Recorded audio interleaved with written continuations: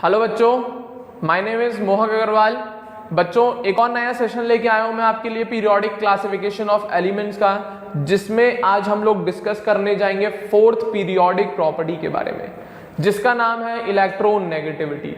ध्यान से सुनना, बहुत इंटरेस्टिंग टॉपिक है। मैं पहले ही जैसे बोल चुका हूं आप लोगों से, ये पीरियोडिक प्रॉपर्टीज ऐसी प्रॉपर्टीज हैं जो आगे इनऑर्गेनिक केमिस्ट्री का आपके लिए बेसिस का काम करेंगी, बेस के रूल्स का काम करेंगी, क्योंकि आगे जाके बहुत सारी डिफरेंट कैरेक्टर्स हैं, प्रॉपर्टीज हैं, थोड़ी फीचर्स पढ़ाऊंगा किसी किसी ग्रुप के, वो इन्हीं पीरियोडिक प्रॉपर्टीज के बेसिस पे हम लोग समझाते हैं, या इसी के बेसिस पे हम लोग उसे समझाने की कोशिश करेंगे। इसीलिए बोल रहा हूं, अभी याद करते चलो, इन प्रॉपर्टीज को समझते चलो, ढंग से नोट्स बनाते चलो, तभी कुछ फायदा होगा, तभी जाके इनऑर्गेनिक आपको इजी लगेगी, अन्यथा इजी नहीं लगेगी। मैं अभी भी आप सबसे रिक्वेस्ट कर रहा हूं, जितना ज़्यादा से ज़्यादा याद कर सकते हो पीरियोडिक क्लासिफिकेशन को, उतना ज़्यादा से ज़्यादा याद कर लेना। गारंटी है मेरी, इनऑर्गेनिक केमिस्ट्री में बहुत कम डाउट्स आएंगे, मेरी गारंटी है, क्योंकि इतना ज़्यादा पढ़ा दूंगा मैं, इसी में मैक्सिमम पार्ट कवर करा दिया है। ये बेसिक्स है जो आपको आगे S block, P block, D&F block, metallurgy, ये सब जब मैं पढ़ाऊँगा तो उसमें ये सारी चीज़ें बहुत हेल्प करेंगी। बात मानो, ज़रूर हेल्प करेंगी, मेरी गारंटी है। क्लियर है? शुरू करने जा रहा हूँ मैं इलेक्ट्रोनेगेटिविटी। ध्यान से सुनिएगा, इधर कंसंट्रेट करें, ठीक है ना? हाँ, हम बात कर रहे हैं इलेक्ट्रोनेगेटिविटी। अब भाई हम बात तो कर रहे हैं, नाम भी बता दिया, अब होती क्या है? सिंपल सी कंडीशन है, सुनना जरा। इलेक्ट्रोनेगेटिविटी एक टेंडेंसी है, किसी चीज़ की तो टेंडेंसी होगी, वही लिखा हुआ है, tendency to attract a shared pair of electron. किसको अट्रैक्ट करने की tendency? Shared pair of electron को अट्रैक्ट करने की टेंडेंसी। क्या? Tendency to attract a shared pair of electron by an atom towards itself within a molecule. Molecule में जब वो एटम्स प्रेजेंट है, उस कंडीशन में जो एटम की शेयर्ड पेयर ऑफ इलेक्ट्रॉन को अट्रैक्ट करने की टेंडेंसी है, उसी को हम कहते हैं इलेक्ट्रोनेगेटिविटी। जैसे कि ये कौन है? Hydrogen Baba, and this is the shared pair of electron and this one is chlorine. तो क्लोरीन की इलेक्ट्रोनेगेटिविटी और हाइड्रोजन की, ये लिख दे रहा हूं मैं इलेक्ट्रोनेगेटिविटी 1, इसको लिख दे रहा हूं इलेक्ट्रोनेगेटिविटी 2। बच्चों अभी मेरी बात मान लो, इलेक्ट्रोनेगेटिविटी बच्चों क्लोरीन की ज्यादा होती है इन कंपैरिजन टू हाइड्रोजन। ध्यान रखना, क्लोरीन की इलेक्ट्रोनेगेटिविटी हम ज्यादा मानते हैं इन कंपैरिजन टू हाइड्रोजन। तो क्या होता है, ये जो शेयर्ड पेयर ऑफ इलेक्ट्रॉन है वो क्लोरीन की साइड थोड़ा सा खिसक जाता है, और इस क्लोरीन पे पार्शियल नेगेटिव चार्ज और इस हाइड्रोजन पे पार्शियल पॉजिटिव चार्ज जनरेट हो जाता है। तो मेरे ख्याल से जब दो एटम किसी मॉलिक्यूल में बैठे हैं शेयरिंग करके, तो उसमें हर एटम के पास खुद की इस शेयर्ड पेयर ऑफ इलेक्ट्रॉन को अट्रैक्ट करने की टेंडेंसी होती है। वो अलग बात है, किसी की ज़्यादा है तो किसी की कम है। अब जिसकी ज़्यादा है तो ये शेयर्ड पेयर ऑफ इलेक्ट्रॉन उसकी तरफ शिफ्ट हो जाता है, जैसे कि यहाँ पे क्लोरीन की तरफ। और जैसे ये shared pair of electron shift हुआ, तो जिस एटम की तरफ शिफ्ट हुआ है उस पर नेगेटिव चार्ज पार्शियल, और जिससे वो दूर गया है उस पर पार्शियल पॉजिटिव चार्ज। तो इसी शेयर्ड पेयर ऑफ इलेक्ट्रॉन को अट्रैक्ट करने की टेंडेंसी को हम अपनी भाषा में इलेक्ट्रोनेगेटिविटी बोलते हैं। That's all. हाँ या ना? अब ये हमेशा ध्यान रखना, अट्रैक्शन शेयर्ड पेयर के लिए किया जा रहा है, क्योंकि गेन एंथैल्पी में हम लोग इनकमिंग केवल इलेक्ट्रॉन देख रहे थे, वहां पे कोई मॉलिक्यूल, ये मॉलिक्यूल की फॉर्म में तब बात करी जा रही है। कभी भी इलेक्ट्रोनेगेटिविटी केवल एटम को रख के नहीं बात करते। असल में जब वो एटम किसी मॉलिक्यूल में होगा, तब उसके पास इतनी टेंडेंसी होगी इलेक्ट्रॉन को अट्रैक्ट करने की। ये लोग वैल्यूज निकाल देंगे, वो कैसे वैल्यूज निकालेंगे वो आगे की बात है। क्लियर है? केवल बेसिक समझो, क्या है, किसी एटम की क्या शेयर्ड पेयर ऑफ इलेक्ट्रॉन को अट्रैक्ट करने की टेंडेंसी को हम इलेक्ट्रोनेगेटिविटी कहते हैं। अब शेयर्ड पेयर बोल दिया तो डेफिनेटली वो मॉलिक्यूल में ही प्रेजेंट होगा एटम, तो डेफिनेटली वो एटम मॉलिक्यूल की फॉर्म में ही प्रेजेंट होगा। खत्म बात, ठीक है ना? हाँ या ना? तो दूसरी बात, इलेक्ट्रोनेगेटिविटी डिपेंड्स अपॉन, किस पे करती है depend? Electronegativity depends upon ionization potential या ionisation energy and electron affinity. Affinity क्या थी? टेंडेंसी, पॉजिटिव वैल्यू होती है या फिर इसकी जीरो। क्लियर है? इलेक्ट्रोनेगेटिविटी इन दोनों पे डिपेंड करती है, ionization potential and electron affinity. किसी भी एलिमेंट की। तो electronegativity depends upon ionization potential and electron affinity of an element. जैसे ही हम आईपी और इलेक्ट्रॉन एफिनिटी की वैल्यू बढ़ाते हैं, इलेक्ट्रोनेगेटिविटी अपने आप इंक्रीज कर जाती है। क्यों? क्योंकि ये रिलेशन फॉलो होता है। इलेक्ट्रोनेगेटिविटी का डबल बराबर होता है आयनाइजेशन पोटेंशियल और इलेक्ट्रॉन एफिनिटी के सम के। गेन एंथैल्पी की वैल्यू चिपकाते हैं वैसे यहाँ पे ज्यादातर। तो इलेक्ट्रोनेगेटिविटी का डबल या फिर ये कह लो आयनाइजेशन एनर्जी और इलेक्ट्रॉन एफिनिटी की वैल्यू 2 टाइम्स होती है उस एलिमेंट की इलेक्ट्रोनेगेटिविटी के लिए। तो डेफिनेटली अगर ये दोनों बढ़ेंगी तो उसकी इलेक्ट्रोनेगेटिविटी की वैल्यू डेफिनेटली बढ़ती चली जाएगी। तो इसीलिए बोला है इलेक्ट्रोनेगेटिविटी आयनाइजेशन एनर्जी और इलेक्ट्रॉन एफिनिटी दोनों पे डिपेंड करती है अकॉर्डिंग टू दिस फॉर्मूला। और भी फॉर्मूले हैं पर ये फॉर्मूला इलेक्ट्रॉन वोल्ट पर एटम के हिसाब से देखा जाता है। अभी इसके डेरिवेशंस दिखाऊंगा, ठीक है ना, किसने दिया था, कैसे बनाया था तो जरूरत नहीं है आपको, केवल ये ध्यान रखेंगे किसने ये फॉर्मूला दिया था, मोर देन इनफ। तो ये वाला रिलेशन बहुत ज़्यादा आता है पेपर में कि इलेक्ट्रोनेगेटिविटी का इन दोनों के साथ कैसा रिश्ता है, ऐसा रिश्ता है 2 टाइम्स ऑफ इलेक्ट्रोनेगेटिविटी बराबर ionisation energy plus electron affinity in electron volt पर एटम। इलेक्ट्रॉन वोल्ट एनर्जी की यूनिट होती है। किसकी यूनिट होती है बच्चों? एनर्जी की। तो this was the concept of electronegativity. Clear है? अब हम बात करते हैं फैक्टर्स कुछ जो जिन पर इलेक्ट्रोनेगेटिविटी डिपेंड करती है या उन फैक्टर्स की वजह से इस इलेक्ट्रोनेगेटिविटी की वैल्यू चेंज होती है। सबसे पहला फैक्टर हर जगह घिसा बेटा एटॉमिक रेडियस। ध्यान से सुनना। सपोज करो एक मेरे पास बेचारा छोटा सा एटम है और एक मेरे पास बहुत बड़ा एटम है, तो डेफिनेटली शेयर्ड पेयर को कौन इजीली अट्रैक्ट कर लेगा? छोटा एटम की बड़ा? मेरे ख्याल से छोटा एटम। क्यों? क्योंकि इसका साइज छोटा है तो वो शेयर्ड पेयर ऑफ इलेक्ट्रॉन इस न्यूक्लियस के अट्रैक्शन फोर्स को ज्यादा फील कर पाएगा इन कंपैरिजन टू दिस। क्यों? क्योंकि यहाँ पे शील्डिंग कम होगी और यहाँ पे शील्डिंग बहुत ज्यादा। दोनों रिलेट कर दिए मैंने यहीं पे, तो मैं शील्डिंग का भी बता दिया। तो इलेक्ट्रोनेगेटिविटी एटॉमिक रेडियस के हमेशा इन्वर्स चलती है, क्योंकि साइज बढ़ाते चलोगे न्यूक्लियस अंदर होता चलेगा, नंबर ऑफ इलेक्ट्रॉन्स शेल में बढ़ते चलेंगे, तो डेफिनेटली शील्डिंग बढ़ती चलेगी। तो ये न्यूक्लियस आउटर मोस्ट के जो शेयर्ड पेयर ऑफ इलेक्ट्रॉन है उसे अट्रैक्ट नहीं कर पाएगा, सिंपल एज दैट। तो जितनी ज्यादा साइज उतनी कम उसकी इलेक्ट्रोनेगेटिव। आप आईपी से भी रिलेट कर सकते हो। साइज बढ़ने पे आयनाइजेशन एनर्जी घटती है, साइज बढ़ने पे आयनाइजेशन एनर्जी घटती है। तो आयनाइजेशन एनर्जी और इलेक्ट्रोनेगेटिविटी डायरेक्टली है, तो डेफिनेटली साइज बढ़ने पे इलेक्ट्रोनेगेटिविटी भी घटेगी। तो आप आईपी से भी रिलेट कर सकते हो। जैसे जैसे एटम का साइज बढ़ता है आईपी की वैल्यू गिरती है। तो जब आईपी और इलेक्ट्रोनेगेटिविटी आप डायरेक्टली बोल चुके हो पहले, क्लियर है, तो डेफिनेटली इलेक्ट्रोनेगेटिविटी एटॉमिक रेडियस के साथ सिमिलर रिलेशन रखेगी जो आयनाइजेशन एनर्जी का होता है। ठीक है ना? अब भाई एटॉमिक रेडियस के साथ ऐसा है तो जेड इफेक्टिव के साथ कैसा होगा? क्यों? क्योंकि जेड इफेक्टिव और एटॉमिक रेडियस दोनों अपोजिट चलते हैं, मतलब इनवर्स। कैसे चलते हैं? इनवर्स। तो अगर एटॉमिक रेडियस इसके इनवर्सली चल रहा है तो डेफिनेटली जेड इफेक्टिव इसके डायरेक्टली चलेगा। जेड इफेक्टिव इसके डायरेक्टली, क्योंकि atomic radius directly 1/z effective, तो ऊपर ही चला जाता है, वो घूम के ऊपर चला जाएगा। तो electronegativity and Z effective directly, सीधी बात है, न्यूक्लियस में जितना दम उतना ज्यादा शेयर पेयर ऑफ इलेक्ट्रॉन को अपनी तरफ खींच लेगा। तो जितना ज्यादा अच्छा जेड इफेक्टिव उतना ज्यादा इलेक्ट्रोनेगेटिविटी। सीधी बात है, इसमें जेड इफेक्टिव ज्यादा, इसमें कम। क्यों? इसमें शील्डिंग कम, इसमें शील्डिंग ज्यादा। तो जेड इफेक्टिव क्या होता है मेरे ख्याल से? Z-S। तो ऊपर वाले जिसका साइज छोटा है उसमें उसके न्यूक्लियस का जेड इफेक्टिव डेफिनेटली डोमिनेट करता है, तो इसके केस में इलेक्ट्रोनेगेटिविटी ज्यादा हो जाएगी। तो एटॉमिक रेडियस के इन्वर्सली जेड इफेक्टिव के डायरेक्टली। सिमिलर कुछ नहीं करना तुम्हें, आयनाइजेशन एनर्जी का जो रिलेशन होता है सब चिपका दो। आयनाइजेशन एनर्जी इसके इन्वर्स होती है, इसके डायरेक्ट, तो सेम है इलेक्ट्रोनेगेटिविटी भी। खत्म बात। चले आगे दूसरा।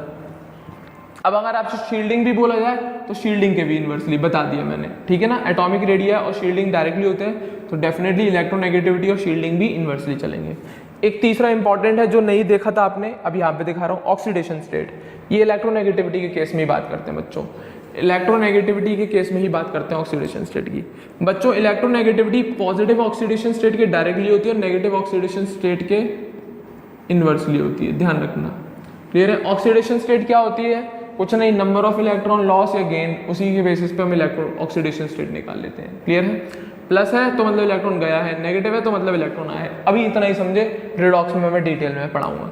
तो इलेक्ट्रोनेगेटिविटी पॉजिटिव ऑक्सीडेशन स्टेट के डायरेक्टली होती है नेगेटिव। तो सीधी बात है, जैसे Fe+3 और Fe+2 में देखेंगे तो डेफिनेटली Fe+3 की इलेक्ट्रोनेगेटिविटी ज्यादा निकलेगी in comparison to Fe+2। Value भी मेंशन है आपके लिए, हमेशा ध्यान रखना पॉजिटिव ऑक्सीडेशन स्टेट के डायरेक्टली और नेगेटिव ऑक्सीडेशन स्टेट के इनवर्सली। अगर आप इसे साइज से रिलेट करना चाहें तो साइज से भी कर सकते हो आप रिलेट। जितनी ज्यादा पॉजिटिव ऑक्सीडेशन स्टेट, मैं पढ़ा चुका हूं आपको, साइज उतना छोटा हो जाता है, साइज उतना छोटा। अब साइज छोटा है तो डेफिनेटली इलेक्ट्रोनेगेटिविटी ज्यादा होगी। अगर आप साइज के रिस्पेक्ट में देखना चाहेंगे, पढ़ा चुका हूं एटॉमिक रेडियस जब टॉपिक पढ़ाया था पीरियोडिक में, जितना ज्यादा पॉजिटिव चार्ज उतनी छोटी रेडियस। तो पॉजिटिव चार्ज मतलब पॉजिटिव ऑक्सीडेशन स्टेट ज्यादा तो साइज छोटा, इलेक्ट्रोनेगेटिविटी भी ज्यादा, सिंपल कंडीशन। तो Fe+3 की इलेक्ट्रोनेगेटिविटी ज्यादा हो जाती है इन कंपैरिजन टू Fe+2। तो ऑक्सीडेशन स्टेट के साथ इंपॉर्टेंट है, याद रखेंगे, भूलना नहीं है ये। क्लियर है? तो इलेक्ट्रोनेगेटिविटी पॉजिटिव ऑक्सीडेशन स्टेट के डायरेक्टली होती है और नेगेटिव ऑक्सीडेशन स्टेट के इनवर्सली। क्लियर है? चलें आगे। मेरे ख्याल से तीनों फैक्टर क्लियर होंगे। पहला कौन सा? Atomic radii. दूसरा कौन सा? Z effective. तीसरा कौन सा? Oxidation state. और चौथा और देखो, संगति का असर कहते हैं इसे हम, मेरा स्पेशल टर्म है संगति का असर। जैसा आपकी लोकेलिटी में लोग रहते हैं, आपका स्वभाव भी, कौन सा भाव? स्वभाव भी वैसा ही हो जाएगा। तो वही लिखा है, greater the electronegativity of substituent. Substituent मतलब बेटा आस पड़ोस में जो बैठे हुए होते हैं, ठीक है ना।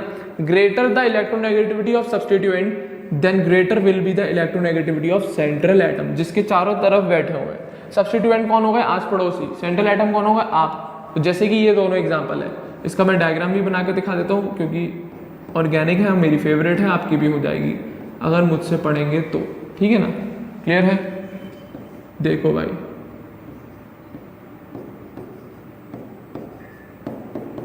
देखो सेंट्रल एटम कौन है? कार्बन। इसका सेंट्रल एटम कौन है? कार्बन।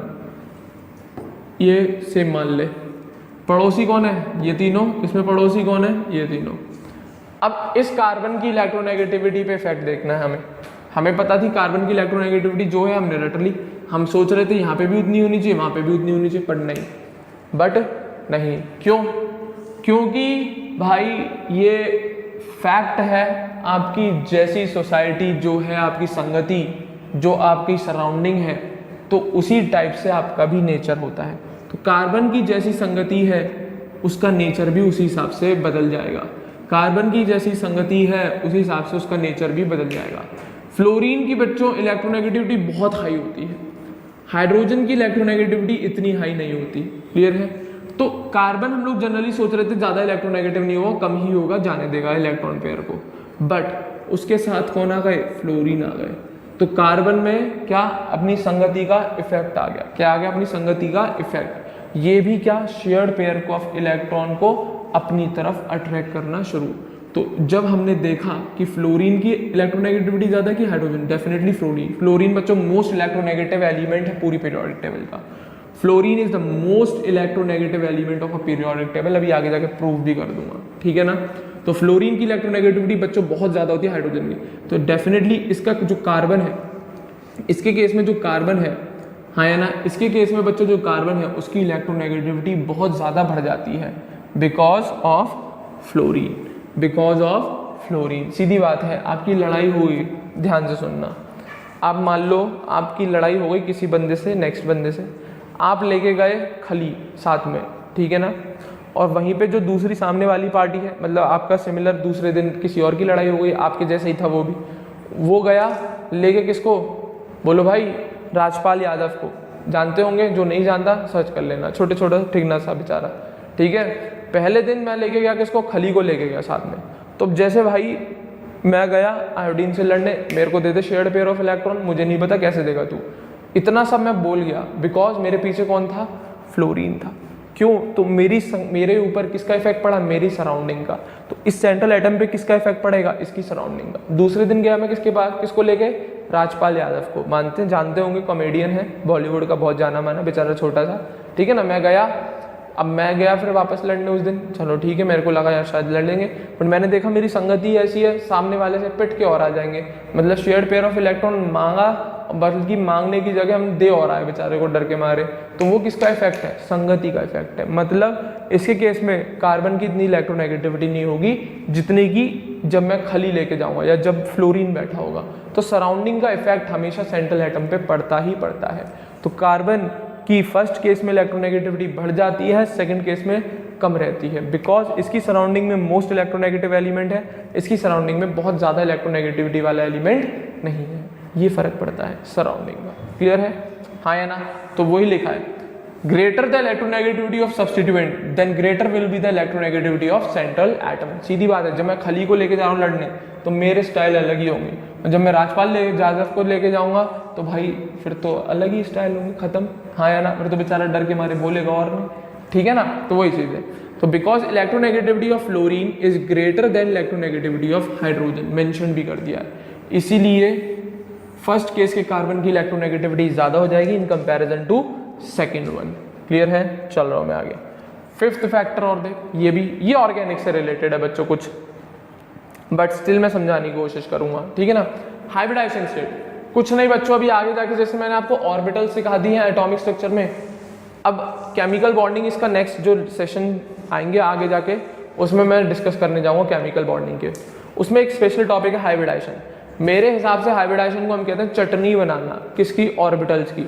तो ध्यान रखेंगे, आगे जाके सिखाऊंगा, मजा आएगा पूरा। अभी बस केवल इतना ध्यान रखो, ऑर्बिटल्स को हमने लिया, जार में मिक्स करके चटनी बना के डिवाइड कर दिया इक्वल इक्वल पार्ट्स में। तो हाइब्रिडाइजेशन का मतलब होता है ऑर्बिटल्स की चटनी बनाना, ऐसे याद रखें, ठीक है ना?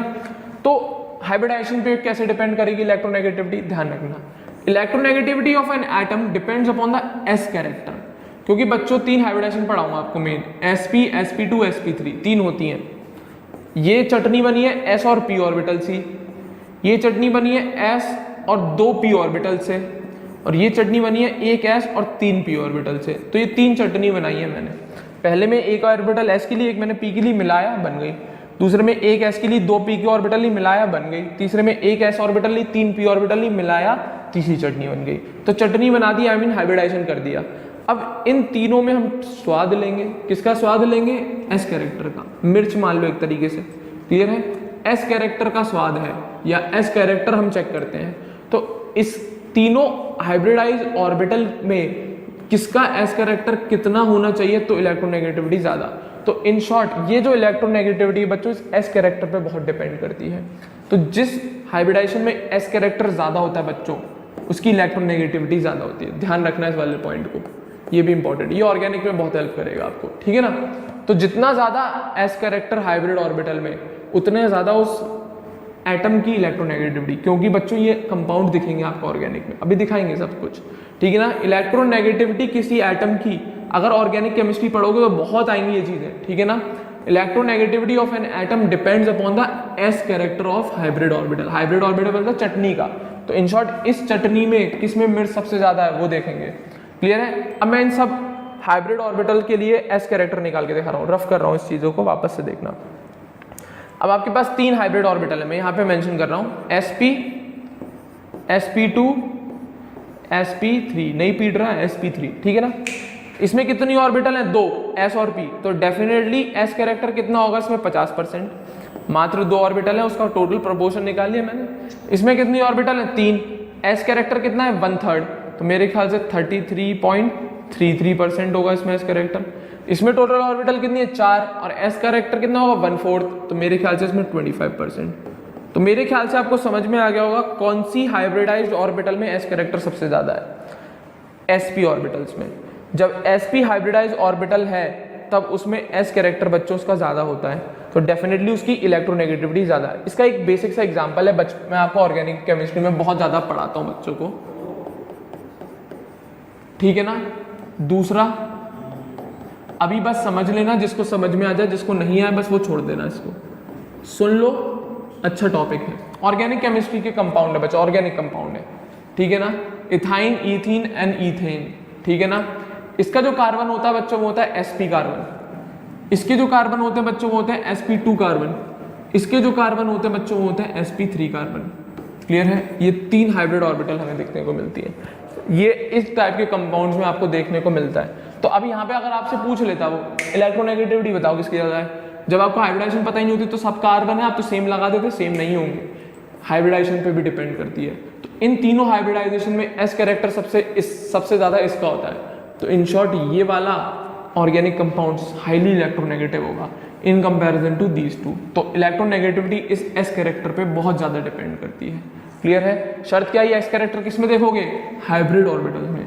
अब बच्चों पूछेंगे सर इन तीनों के अलावा और भी हाइब्रिड ऑर्बिटल्स होती हैं? बिल्कुल होती हैं, केमिकल बॉन्डिंग में मैं डिटेल में लूंगा। तो मेरे ख्याल से यहाँ तक सारी बातें क्लियर होंगी। तो हाइब्रिडाइजेशन के हाइब्रिड ऑर्बिटल में हम कैसे देखते हैं इलेक्ट्रोनेगेटिविटी, उसके एस कैरेक्टर के हिसाब से। किसके हिसाब से? एस कैरेक्टर के हिसाब से। जिस हाइब्रिड ऑर्बिटल में जिसका एस कैरेक्टर ज्यादा होगा वो उतनी ही ज्यादा इलेक्ट्रोनेगेटिव होगी, खत्म बात, दैट्स ऑल। तो एस कैरेक्टर ये थोड़ा आगे पीछे हो गया, मेंशन कर लेना। 50% sp के लिए, 33% sp2 के लिए, 25% sp3 के लिए। तो इसीलिए इस कार्बन की इलेक्ट्रोनेगेटिविटी सबसे ज्यादा, फिर उससे कम और सबसे कम, दैट्स ऑल। ये भी इंपॉर्टेंट है हाइब्रिडाइजेशन वाला। ऑर्गेनिक केमिस्ट्री के लिए ये भाई आपके लिए अमृत का काम करेगा, क्योंकि ये आ गया तो बहुत सारी क्वेश्चंस तो ऐसी चुटकियों में सॉल्व। बहुत सारे ऑर्गेनिक के क्वेश्चन हाइब्रिडाइजेशन से ही सॉल्व करा दूंगा मैं। बहुत सारे आपके ऑर्गेनिक के क्वेश्चन हाइब्रिडाइजेशन से सॉल्व हो जाते हैं। क्लियर है? बहुत अच्छी चीज़ है ये। आगे बढ़ जाऊँ मैं, मेरे ख्याल से यहाँ तक सारी बातें आपको क्लियर होंगी। इलेक्ट्रोनेगेटिविटी क्लियर होगी, उनको जो इफेक्ट करता है वो वाले फैक्टर्स 5 ही दिखाए हैं बच्चों वाले। सबसे पहला एटॉमिक रेडियाई, शील्डिंग नहीं लिया मैंने क्योंकि एटॉमिक रेडियाई जैसे ही रिलेशन होगा। अगर आप लिखना चाहें यहाँ पे ऐड कर सकते हो। अगर आप शील्डिंग की इच्छा हो ही रही है तो आप लोग ऐसे ऐड कर लेना 1/, शील्डिंग इफेक्ट, मैं शॉर्ट में लिख दे रहा हूँ, ठीक है ना, या स्क्रीनिंग इफेक्ट, क्योंकि एटॉमिक रेडियाई और ये डायरेक्टली होते हैं तो डेफिनेटली ये आएगा, ठीक है ना। इफेक्टिव न्यूक्लियर चार्ज मेरे ख्याल से समझ में आ गया होगा। क्लियर है? तो पहले दो factor atomic radii, effective nuclear charge. तीसरा फैक्टर ऑक्सीडेशन स्टेट, पॉजिटिव के डायरेक्टली, नेगेटिव के इनवर्सली। चौथा नेचर ऑफ सब्स्टिट्यूएंट, संगति का सर, सराउंडिंग में कैसे एलिमेंट्स बैठे हैं उनके बेसिस पे भी डिपेंड करेगा क्या उस पर्टिकुलर सेंट्रल एटम की इलेक्ट्रोनेगेटिविटी। और last and most important for organic chemistry, hybrid orbital में एस कैरेक्टर किस में कितना है उस पर डिपेंड करता है ये इलेक्ट्रोनेगेटिविटी। जिस हाइब्रिड ऑर्बिटल में जितना ज्यादा एस कैरेक्टर उसकी इलेक्ट्रोनेगेटिविटी उतनी ही ज्यादा। ठीक है बच्चों, हाँ या ना? मेरे ख्याल से यहाँ तक सारी बातें क्लियर होंगी, फैक्टर्स अफेक्टिंग इलेक्ट्रोनेगेटिविटी। अब हम बात करने जाएंगे वेरिएशंस को। किसकी बात करेंगे? वेरिएशंस की। किसमें वेरिएशन? इलेक्ट्रोनेगेटिविटी में। अब वही चीज अलोंग द ग्रुप और अलोंग द पीरियड। चले आगे, तो देखो भाई वेरिएशन इन इलेक्ट्रोनेगेटिविटी। पहला वेरिएशन अपन जो देखेंगे वो देखेंगे अलोंग द ग्रुप। किसमें देखेंगे बच्चों? अलोंग द ग्रुप, वो भी टॉप टू बॉटम में। कैसे देखेंगे? टॉप टू बॉटम चलेंगे जब हम ग्रुप में तब देखेंगे। तो सुनना जरा, on moving down the group radii increases, as a result electronegativity decreases. खत्म बात। जैसे जैसे हम ग्रुप में नीचे जाते हैं रेडियाई बढ़ती है, साइज बढ़ता जाता है एटम का और उनकी इलेक्ट्रोनेगेटिविटी घटती जाती है। एग्जांपल में देख लो FCl भी आ रहा है, बिल्कुल सही है। ली ना की रब से फरियाद, ये भी सही है। तो इलेक्ट्रोनेगेटिविटी के ऑर्डर है, क्योंकि रेडियस बढ़ती चली जाती है और इलेक्ट्रोनेगेटिविटी घटती चली जाती है। तो ध्यान से सुनना, नोट इंपॉर्टेंट है आपके लिए।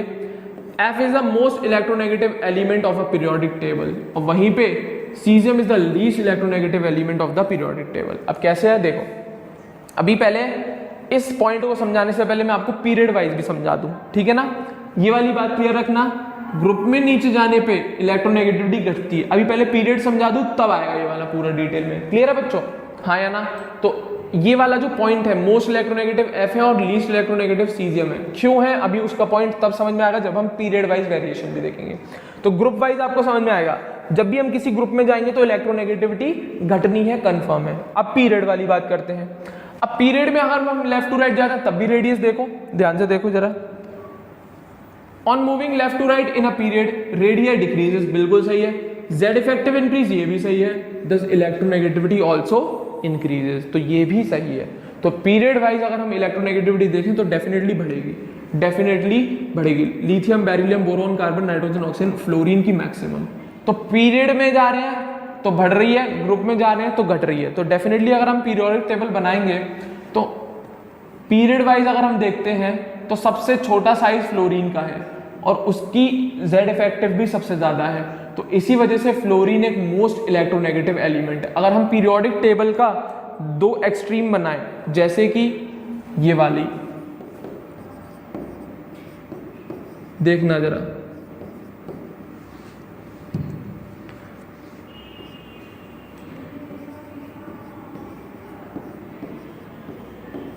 इसी के अंदर पूरी पीरियोडिक टेबल समझ आती है। तो यहां पे जाने पे और यहां पे जाने पे तो सबसे कम वाली सीरीज है रे, अगर सबसे कम इलेक्ट्रोनेगेटिविटी पूछते तो ये वाली सीरीज है सबसे कम। अब उसमें भी नीचे जाने पे सीजियम की मिनिमम, क्योंकि सीजियम का साइज सबसे बड़ा है, इसकी इलेक्ट्रोनेगेटिविटी सबसे कम है। दूसरा, फ्लोरीन का साइज सबसे छोटा है, उसका जेड इफेक्टिव सबसे ज्यादा है, इसी वजह से इसकी इलेक्ट्रोनेगेटिविटी मैक्सिमम। दो डायगोनल वाले हैं। तो सबसे पीरियोडिक टेबल पकड़ो, सबसे ज्यादा electronegative element fluorine. Noble gases को नहीं ले, कोई भी नोबल गैसेस कंसिडर नहीं करेगा। ओ भाई साधु सन्यासी लोग हैं, उनको कोई मतलब नहीं है दीन दुनिया से। सबसे ज्यादा इलेक्ट्रोनेगेटिव अपनी पीरियोडिक टेबल के कॉर्नर पे बढ़िया और ऊपर की तरफ फेस करिएगा, वहां पे दिख जाएगा कौन बैठा हुआ, फ्लोरीन। क्लियर है? सबसे ज्यादा इलेक्ट्रोनेगेटिव जहां पे से आप देख रहे हो बिल्कुल कॉर्नर पे, राइट हैंड बिल्कुल नीचे वाला कॉर्नर, सीजियम। एफआर को नहीं ले रहा हूं, रेडियो एक्टिव है। एफआर को नहीं ले रहा हूं, रेडियो एक्टिव होते हैं। क्लियर है? तो मोस्ट इलेक्ट्रोनेगेटिव एलिमेंट पूरी पीरियोडिक टेबल का फ्लोरीन, लीस्ट इलेक्ट्रोनेगेटिव एलिमेंट पूरी पीरियोडिक टेबल का सीजियम। That's all. सबसे ज्यादा इलेक्ट्रोनेगेटिव एलिमेंट कौन है? सबसे ज्यादा इलेक्ट्रोनेगेटिव एलिमेंट कौन है? फ्लोरीन। और सबसे लीस्ट इलेक्ट्रोनेगेटिव एलिमेंट कौन है? सीजियम। That's all. क्लियर है? चलिए, पीरियड वाइज भी क्लियर है, ग्रुप वाइज। पीरियड वाइज में क्या, लेफ्ट टू राइट जा रहे हैं, रेडियस घटी, जेड इफेक्टिव बढ़ा, इलेक्ट्रोनेगेटिविटी बढ़ गई। टॉप टू बॉटम जा रहे हैं, रेडियस बढ़ती जा रही है, इलेक्ट्रोनेगेटिविटी घटती जा रही है। खत्म बात, सीधी सीधी बात है। ठीक है ना?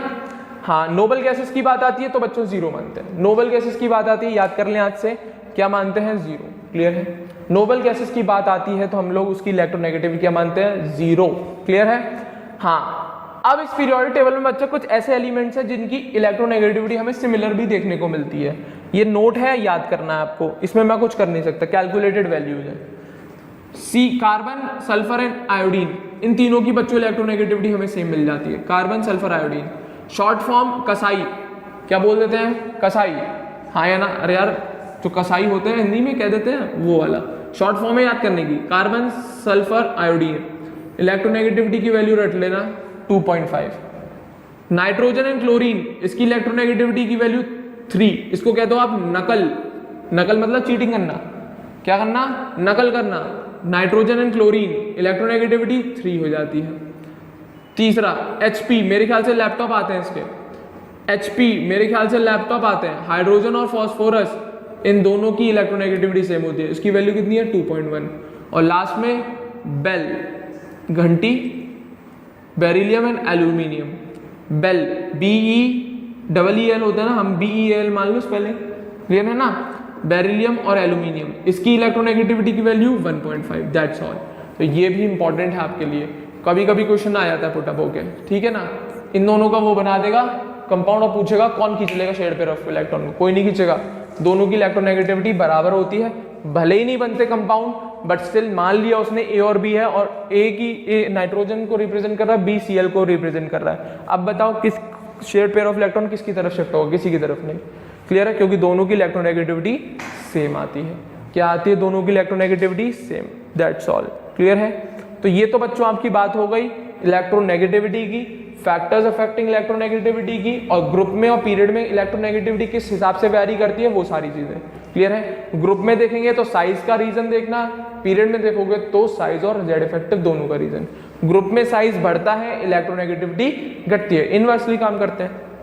पीरियड में साइज घटता है, जेड इफेक्टिव बढ़ता है, और दोनों कैरेक्टर मेरे ख्याल से इलेक्ट्रोनेगेटिविटी को बढ़ाने के लिए होते हैं। मेरे ख्याल से यहाँ तक सारी बातें उम्मीद कर रहा हूँ आप लोगों को डिटेल में समझ में आ गई होंगी। क्लियर है? तो आगे बढ़ूँ मैं, हाँ या ना? चलिए, उम्मीद है आप लोग हाँ ही बोल रहे होंगे पीछे से। तो अब हम लोग ध्यान से देखते हैं अब कैलकुलेटिंग ऑफ या कैलकुलेशन ऑफ इलेक्ट्रोनेगेटिविटी। क्लियर है? अब किस बेसिस पे? दो स्केल है बच्चों, जिसे आप लोग फुटा कहते हैं हिंदी में नापने के लिए, वो नहीं है, ये अलग है। ठीक है ना? दो स्केल है, एक पाउलिंग स्केल एंड एक मुलिगन स्केल। इन दोनों ने इलेक्ट्रोनेगेटिविटी की वैल्यू मेंशन करी और एक अपना स्केल बना के दे दिया कि इस स्केल के अकॉर्डिंग आप चेक करते रहना इनकी वैल्यूज। क्लियर है? उस स्केल में कैलकुलेशन करने का फॉर्मूला ये रहा, वो स्केल इस फॉर्मूले पे चलता है। जैसे सपोज करो कोई मॉलिक्यूल है आपके पास AB, ठीक है ना, हाँ या ना। अब इन दोनों का जो इलेक्ट्रोनेगेटिविटी का डिफरेंस है वो कैसे निकाला जाएगा? कैसे? कुछ नहीं, सिंपल है। A की इलेक्ट्रोनेगेटिविटी डिफरेंस B की, डिफरेंस मतलब जो भी बड़ा है उसमें छोटी वैल्यू को घटा दिया जाता है, ठीक है ना। A की इलेक्ट्रोनेगेटिविटी डिफरेंस B की इलेक्ट्रोनेगेटिविटी, इसका जो फॉर्मूला आएगा क्या आएगा? 0.208 ब्रैकेट ओपन, E क्या है? बॉन्ड एनर्जी, AB की बॉन्ड एनर्जी माइनस रूट में जब ये बना होगा मॉलिक्यूल, मेरे ख्याल से AA मॉलिक्यूल्स और B मॉलिक्यूल्स आपस में मिले होंगे तब इसको बनाया होगा। क्लियर है? तो minus root bond energy of AA molecules into bond energy of BB molecules का होल रूट, ये माइनस इसका रूट, इसका भी होल रूट। क्लियर है? तो this is the formula for Pauling scale, जिसके बेसिस पे हम किसी की चाहे A हो चाहे B हो उसकी इलेक्ट्रोनेगेटिविटी निकाल सकते हैं। EAB क्या है? Bond energy of AB। EAA क्या है? Bond energy of AA। EBB क्या है? Bond energy of BB bond. खत्म बात। ये चीज होती है पॉलिंग स्केल के हिसाब से। क्लियर है? और इसने अपने स्केल के बेसिस पे एक ऑर्डिनरी आर्बिट्रेरी वैल्यू दे दी, मतलब मनचाही, ठीक है ना, मतलब तुक्का फेर दिया, मतलब मान लिया इसने इतना है, ठीक है ना।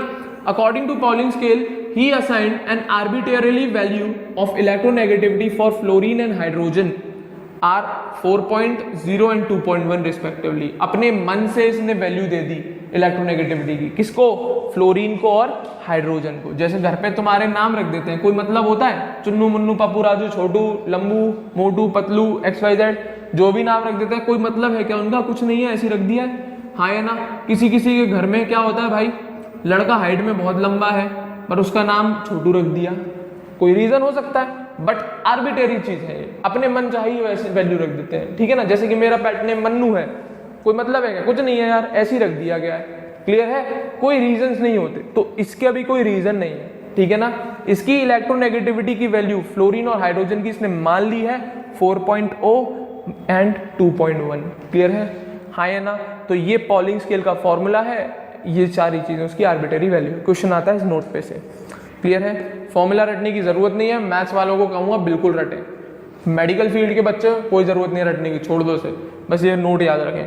पर इंजीनियरिंग वालों के लिए मैं स्पेशली बोलूंगा रट के रखना, भरोसा नहीं है, कुछ भी पूछ सकता है, ठीक है ना। दूसरा मोलिगन स्केल, इसकी वैल्यू तो सबको याद करनी है, इस पे से तो क्वेश्चन आता ही आता है 2000%। एक बार क्वेश्चन आया था आयनाइजेशन एनर्जी और ionization energy and electron affinity का सम किसके बराबर होता है? 2 इंटू इलेक्ट्रोनेगेटिविटी के बराबर होता है। क्लियर है? और वो भी इलेक्ट्रॉन वोल्ट पर मोल में बोला गया था, इलेक्ट्रॉन वोल्ट पर मोल में बोला गया था। क्वेश्चन आते हैं मोलिगन स्केल पे से बहुत। तो इलेक्ट्रोनेगेटिविटी के बच्चों फॉर्मूले अलग अलग होते हैं यूनिट बदलने के साथ साथ। इलेक्ट्रॉन वोल्ट पर एटम होगा, मोल हटा दीजिएगा, एटम कर लीजिएगा, सब बच्चे मोल हटा के एटम कर लीजिएगा।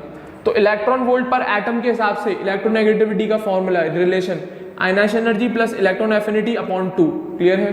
Kilojoule per mole ionisation energy plus electron affinity upon 540, kilo calorie per mole ionisation energy plus electron affinity upon 130। तो ये रिलेशन होता है इलेक्ट्रोनेगेटिविटी का, आयनाइजेशन एनर्जी और इलेक्ट्रॉन एफिनिटी। मेरे ख्याल से दोनों कोई सा भी रिलेशन उठा लो, वो बता रहा है डायरेक्टली प्रोपोर्शनल है आयनाइजेशन एनर्जी के एंड इलेक्ट्रॉन एफिनिटी के। तो कोई सा भी फॉर्मूला बदल लो, कोई सी भी यूनिट बदल लो, रिलेशन यही रहेगा।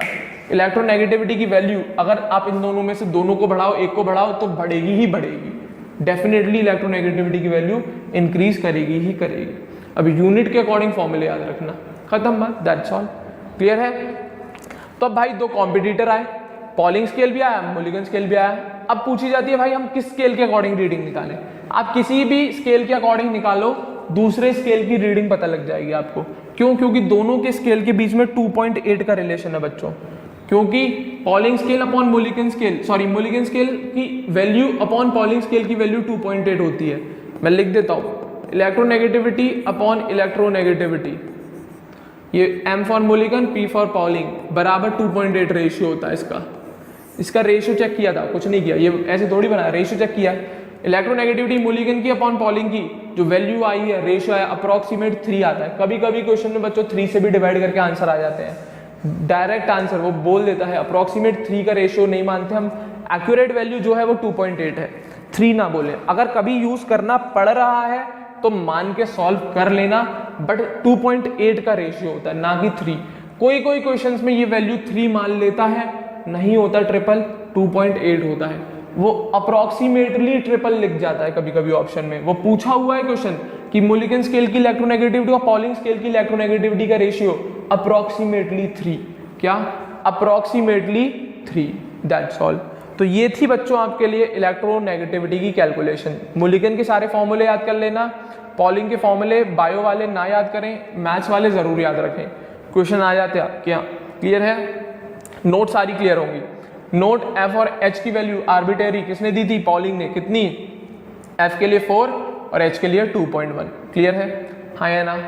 अब इलेक्ट्रोनेगेटिविटी के साथ बच्चों मैं आपको 2 प्रॉपर्टी और पढ़ाना चाहूंगा, 2 क्या 3 प्रॉपर्टी पढ़ाना चाहूंगा, क्योंकि वो इसी से रिलेटेड है, इसीलिए मैं इसी के साथ कवर करना चाह रहा हूँ। इलेक्ट्रोनेगेटिविटी के साथ 2 प्रॉपर्टी और पढ़ाना चाहूंगा, 3 पढ़ाना चाहूंगा, जैसे कि ऑक्सीडाइजिंग एंड रिड्यूसिंग पावर पढ़ाना चाहूंगा, metallic and non metallic character पढ़ाना चाहूंगा और एसिडिक एंड बेसिक कैरेक्टर पढ़ाना चाहूंगा, क्लियर है। आते हैं, रिलेटेड है, इसीलिए यहीं की यहीं खत्म करा दे रहा हूं, तो ध्यान से सुनिएगा। अब मैं बात कर रहा हूं ऑक्सीडाइजिंग एंड रिड्यूसिंग पावर की, ध्यान से देखो भाई। इलेक्ट्रोनेगेटिविटी से डिपेंड कराएंगे, कुछ नहीं। अच्छा, ऑक्सीडेशन और रिडक्शन देखो, फिर ऑक्सीडाइजिंग एंड रिड्यूसिंग पावर समझाऊंगा। वैसे मैं बता चुका हूं, ध्यान से सुनना, सिंपल सी बात। ऑक्सीडाइजिंग पावर होती है ऑक्सीडाइजिंग एजेंट की और रिड्यूसिंग पावर होती है रिड्यूसिंग एजेंट की। अब ये होते कौन है, सीधी बात है, रिड्यूसिंग एजेंट जो दूसरे को रिड्यूस कराने में हेल्प कर रहा है, क्लियर है। रिड्यूसिंग एजेंट जो दूसरे को रिड्यूस कराने में हेल्प कर रहा, खुद ऑक्सीडाइज हो रहा है, और ऑक्सीडाइजिंग एजेंट जो दूसरे को ऑक्सीडाइज कराने में हेल्प कर रहा है और खुद रिड्यूस हो रहा है। तो रिडक्शन और ऑक्सीडेशन की मैं रिएक्शन लिख दे रहा हूं आपके लिए, ध्यान से सुनना।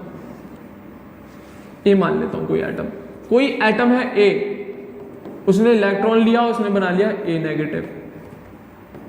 वहीं पे एक और एलिमेंट है ए मान लिया, उसने एक इलेक्ट्रॉन लूज कर दिया, तो ए की दोनों नेचर दिखा दी। जब इलेक्ट्रॉन एंटर करता है बच्चों, इसे कहते हैं हम रिडक्शन, क्या बोलते हैं, और जब बाहर जाता है तो ये होता है ऑक्सीडेशन, ध्यान से सुन लेना। जब रिड्यूस होगा ये रिडक्शन है, इलेक्ट्रॉन एंटर करा एनायन बना, और जब इलेक्ट्रॉन लूज किया तो ये ऑक्सीडेशन है। तो ध्यान से दिमाग खोल के सुन लो, मैंने क्या बोला, ऑक्सीडाइजिंग एजेंट, कौन सा एजेंट, ऑक्सीडाइजिंग एजेंट जो दूसरे को ऑक्सीडाइज करे, खुद रिड्यूस हो। अब रिडक्शन कौन है, रिड्यूस मतलब खुद रिडक्शन शो करे, क्लियर है। तो रिडक्शन कौन कर रहा है अपना, ये कर रहा है कि नहीं कर रहा, क्लियर है। तो जिसका रिडक्शन होता है उसके पास होती है ऑक्सीडाइजिंग पावर, ध्यान से सुनना। जिसका रिडक्शन होता है, मेरा रिडक्शन हुआ है तो मेरे पास ऑक्सीडाइजिंग पावर है, क्यों, क्योंकि मैंने इलेक्ट्रॉन लिया है, किससे, दूसरे से, तो मैंने उससे छीन लिया इलेक्ट्रॉन, तो उसे तो मैंने क्या कर दिया, ऑक्सीडाइज कर दिया कि नहीं कर दिया, क्योंकि ऑक्सीडेशन का मतलब है इलेक्ट्रॉन का रिमूवल। अब वो नहीं दे रहा था, मैंने उससे इलेक्ट्रॉन छीन लिया, ऐड कर लिया अपने अंदर, क्लियर है। मैंने उससे इलेक्ट्रॉन छीन लिया, अपने अंदर ऐड कर लिया, मैं खुद क्या हो गया, रिड्यूस हो गया, बट मैंने अगले आदमी का क्या कर दिया, ऑक्सीडेशन करा दिया, तो मैं कौन हुआ, ऑक्सीडाइजिंग एजेंट, क्लियर है। इसी तरीके से दूसरा कंसेप्ट चलता है रिड्यूसिंग एजेंट का। रिड्यूसिंग एजेंट क्या होंगे, जो दूसरे को रिड्यूस कराएं, खुद ऑक्सीडाइज हो जाए। कैसे, अब रिड्यूस कराना है दूसरे को, तो उसको हमें इलेक्ट्रॉन देने हैं, क्या देने हैं, इलेक्ट्रॉन देने हैं। वो बेचारा वैसे ही भूखा नंगा, बेचारे के पास नहीं है इलेक्ट्रॉन, कहीं से तो लाएगा, कहीं से नहीं, मैं दूंगा उसे इलेक्ट्रॉन। इलेक्ट्रॉन मैं दे रहा हूं, मतलब मैं अपने अंदर से इलेक्ट्रॉन बाहर निकाल रहा हूं, अपने अंदर से मैंने इलेक्ट्रॉन को बाहर निकाल दिया, और मेरा जो इलेक्ट्रॉन है वो लेके भाग गया, हाँ या ना, भाग गया मतलब क्या, रिड्यूस हो गया वो। तो मैंने क्या किया, ऑक्सीडेशन किया, मेरा क्या हुआ, ऑक्सीडेशन हुआ, क्योंकि मैंने इलेक्ट्रॉन रिमूव करा अपने अंदर से, और वो लेके कौन चला गया, दूसरा जो रिएजेंट या जो भी रिएक्टेंट बैठा है। तो मैंने अपना इलेक्ट्रॉन लूज करके उसकी क्या मदद करी, रिड्यूस होने में। तो खुद का मेरा क्या हुआ, ऑक्सीडेशन। मैं किसका काम कर रहा हूँ, रिड्यूसिंग एजेंट, क्योंकि मेरा इलेक्ट्रॉन गया है किसके पास, उसके पास, और उसने मेरा इलेक्ट्रॉन यूज करके खुद का रिडक्शन कराया। तो अल्टीमेटली योगदान किसका रहा, मेरा। तो मैं कौन हुआ, रिड्यूसिंग एजेंट, क्योंकि मैंने इलेक्ट्रॉन लूज किया। तो इतना सा ध्यान रखना हमेशा, जिसका रिडक्शन होता है, जिसका रिडक्शन होता है वो ऑक्सीडाइजिंग एजेंट, जिसका ऑक्सीडेशन होता है वो रिड्यूसिंग एजेंट। अब मैं आपको डिफरेंशिएट करने के लिए दोनों को अलग अलग मेंशन कर दे रहा हूं, ठीक है ना।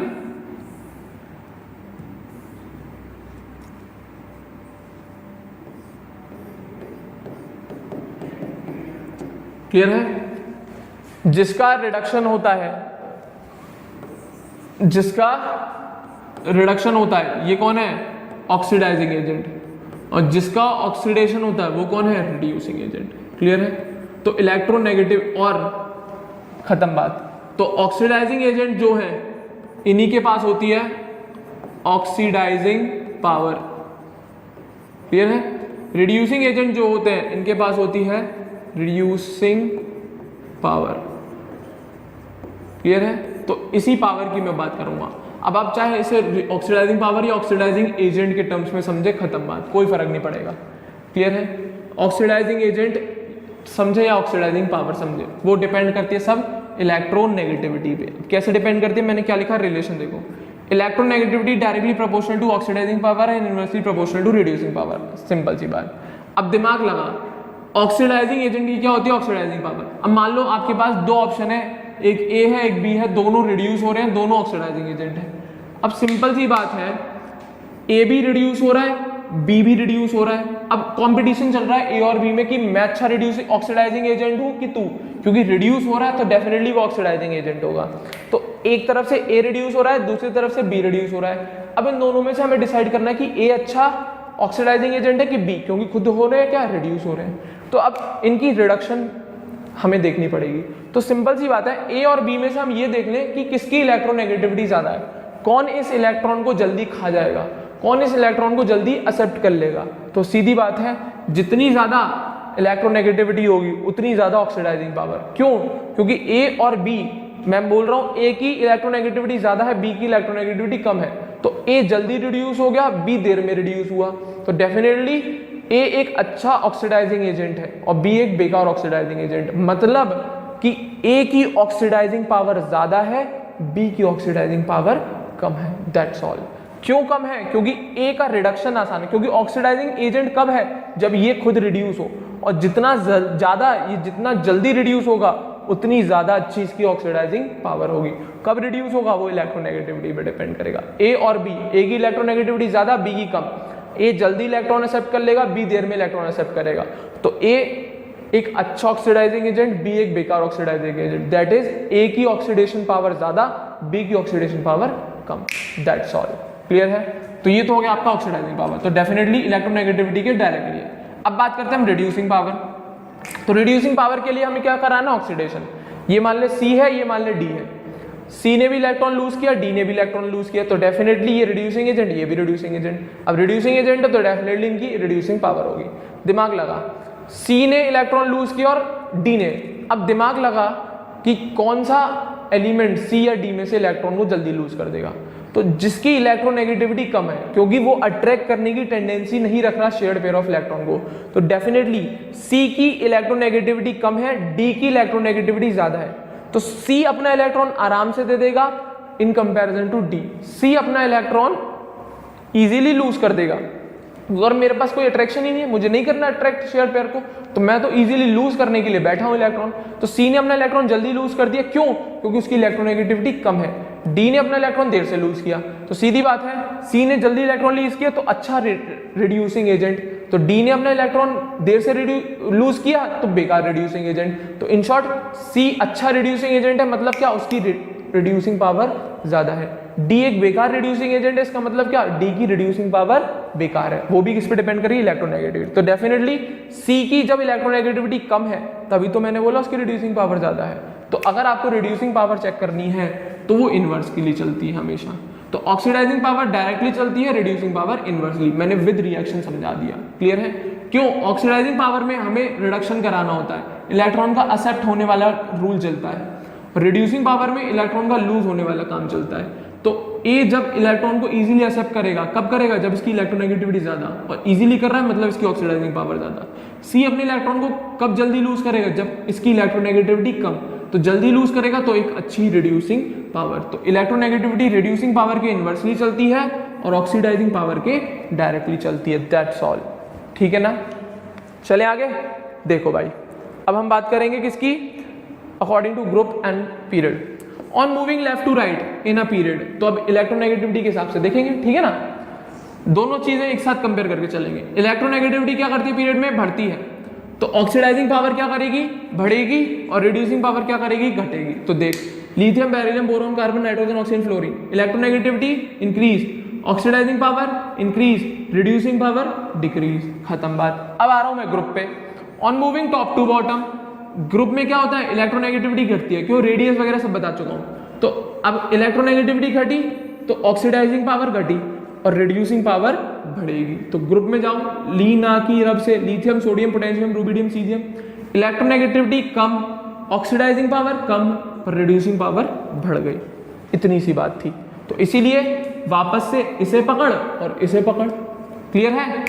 F इलेक्ट्रोनेगेटिविटी मैक्सिमम है तो, और इसकी इलेक्ट्रोनेगेटिविटी मिनिमम है, तो ये क्या काम करेगा, स्ट्रॉन्गेस्ट रिड्यूसिंग एजेंट, क्योंकि इसकी इलेक्ट्रोनेगेटिविटी कम है।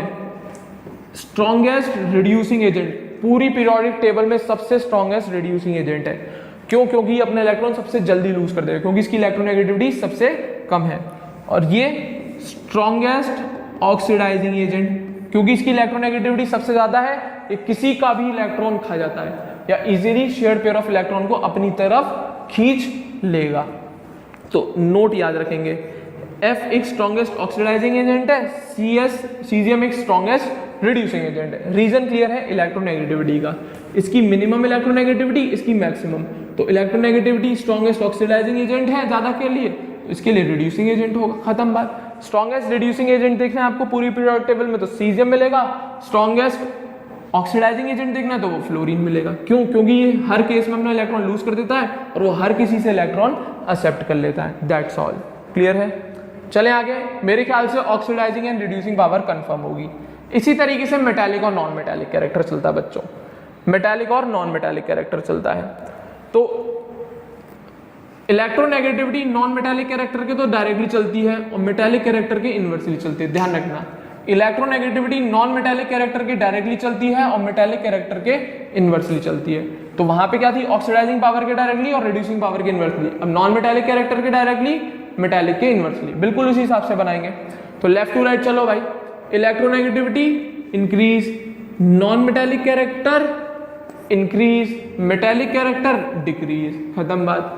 टॉप टू बॉटम चलो, electronegativity decrease, non metallic character decrease, metallic character increase, खत्म बात। तो इसी को फॉलो कर लो बिल्कुल, क्योंकि नॉन मेटालिक कैरेक्टर वही जैसा रूल ऑक्सीडाइजिंग रिड्यूसिंग एजेंट का चला है वैसे इसमें चलता है, ठीक है ना। तो lithium, beryllium, boron, carbon, nitrogen, oxygen, fluorine, electronegativity क्या करती है, यहाँ पे बढ़ गई, नॉन मेटालिक कैरेक्टर बढ़ गया, मेटालिक कैरेक्टर घट गया। टॉप टू बॉटम साइज बढ़ता है, इलेक्ट्रोनेगेटिविटी घट गई, नॉन मेटालिक कैरेक्टर घट गया, मेटालिक कैरेक्टर बढ़ गया। तो दैट सीधी सीधी पॉइंट है, कुछ नहीं करना आपको, दैट्स द रिजल्ट। क्या, इलेक्ट्रोनेगेटिविटी नॉन मेटालिक के तो डायरेक्टली चलती है और मेटालिक के इनवर्सली चलती है, खत्म बात, सीधा सीधा पॉइंट है। चल रहा हूं मैं आगे।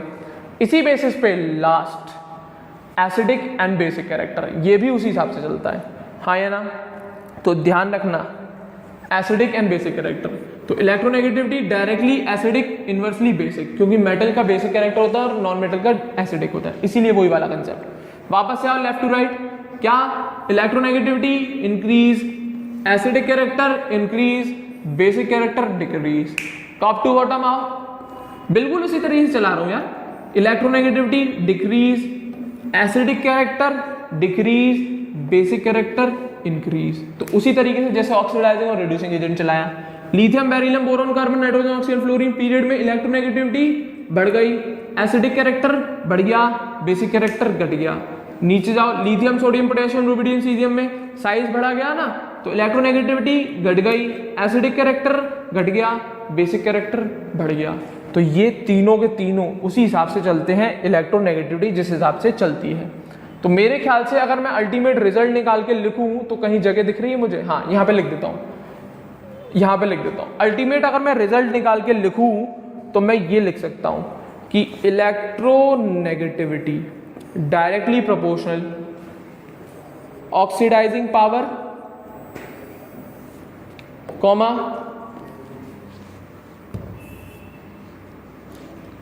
रुकिएगा, ऑक्सीडाइजिंग पावर कॉमा,